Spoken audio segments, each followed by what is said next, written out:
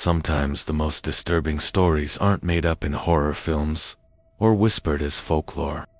Sometimes they come from real institutions, real patients, real records.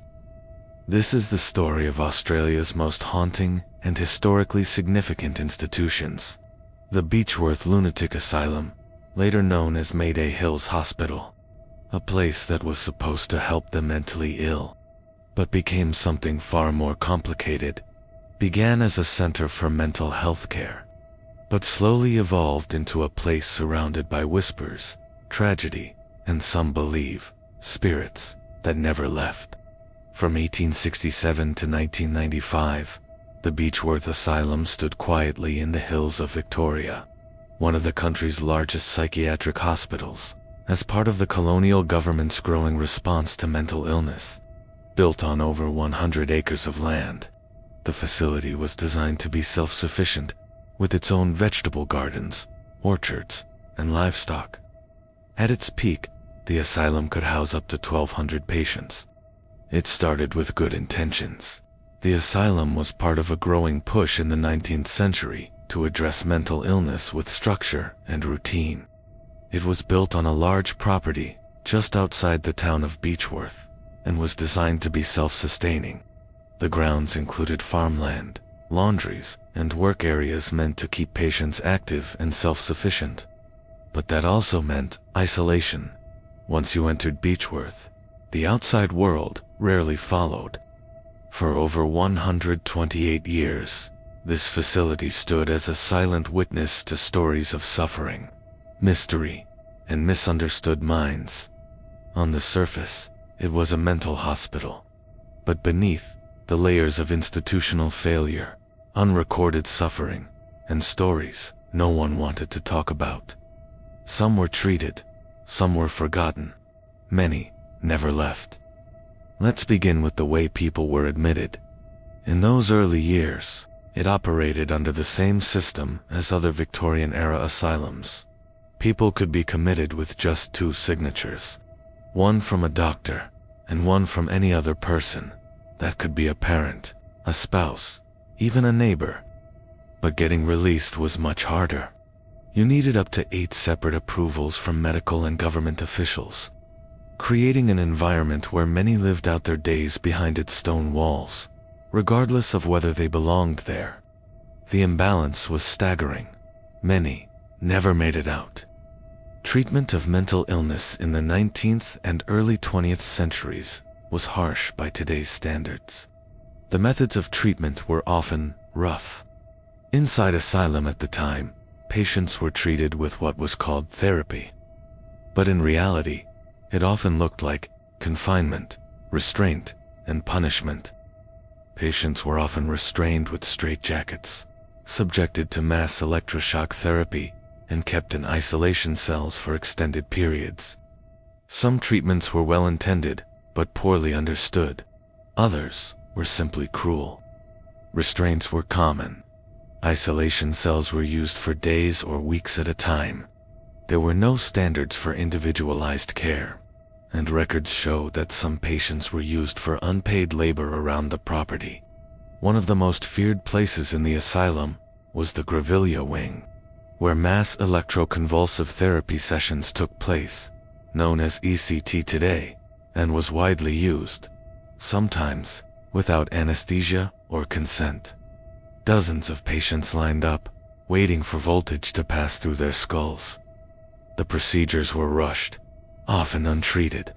Some patients broke teeth, fractured bones, dislocated jaws, lasting trauma, or even worse. But not everyone inside was mentally ill. Historical records show that women were committed for things like postpartum depression, grief, or for disobedience, or simply being considered too emotional. Men with epilepsy were confined alongside those with schizophrenia, alcoholism, or even unemployment. People labeled as troublesome by their families could find themselves institutionalized. Once inside, patients could be kept for decades with little outside contact or legal review. It wasn't always about illness. It was often about control. Over the years, The asylum recorded more than 3,000 deaths, many of them under mysterious or undocumented circumstances. Some bodies were never claimed, and some were buried on site in unmarked graves, or transported quietly through underground service tunnels that still exist beneath the building to avoid upsetting other patients. There are several documented incidents that shaped the asylum's dark legacy. In 1921, patients were given Epsom salts as part of routine care, except one batch was contaminated with oxalic acid, a deadly toxic chemical. 18 patients got sick. One died. It was ruled an accident, but the systems that allowed it to happen were never really questioned. It highlighted just how vulnerable patients were to basic errors in the facility's care. In 1951, a fire broke out in the male ward. Staff managed to evacuate around 400 patients, but 11 escaped into the surrounding countryside during the evacuation. 7 were found later, but 4 were never seen again. No investigation found out what happened to them. There's the case of the woman pushed from a second-story window, reportedly during an argument over a cigarette. She died instantly, but due to her religious background, her body wasn't moved for 2 days, while waiting for a rabbi to arrive. Staff were told to carry on their work as normal, like nothing had happened.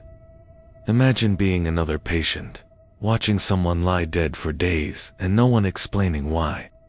Another disturbing account involves a case where a patient went missing for weeks.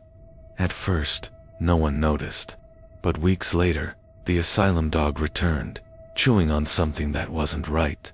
It was a human leg. The man's body was eventually found in a tree. No one could explain how he got there. Former staff and visitors reported strange occurrences, shadows moving across rooms, cold spots in hallways, apparitions standing silently by doors that no longer open. One of the most well-known is Matron Sharp, a respected nurse who died on site. Still walk the halls she once supervised and watches over the building. Many visitors describe her ghost as a comforting and protective presence, especially during distressing moments. In the gardens, people report seeing a man in a green woolen jacket. That's believed to be Arthur, the asylum's long-serving groundskeeper. When he passed away, staff discovered that he had stitched his entire life savings, his wages, into the lining of that same jacket. Another well-known spirit is Tommy Kennedy, a kitchen worker who died inside what is now called the Bijou Theater. Visitors say they've felt a tug at their clothes or a playful poke when passing through the old kitchen, like someone trying to get their attention. And then there's the reaction hall, once used for performances and film screenings. Some say a young girl still lingers there, approaching women as if to ask a question. Others say they've seen an old man, just watching from a window. After years of decline, Beechworth finally closed its doors in 1995. It wasn't because the building failed. It was because the system had public pressure, changes in mental health policy, and growing concerns about institutional care, all contributed to its shutdown. Today, parts of the facility are open to the public. Beechworth is now open for ghost tours and historical walks. Some buildings have been repurposed. Others are open for historical tours. But, even in the daylight, its corridors carry weight. There are no screams, no flickering lights, but the silence is heavy, the kind that feels full of voices no longer heard. Visitors touring the asylum say they feel like they're being watched or followed by unseen figures. Paranormal investigators have recorded unusual, eerie voices, sudden temperature drops, and even captured video of unexplained movements.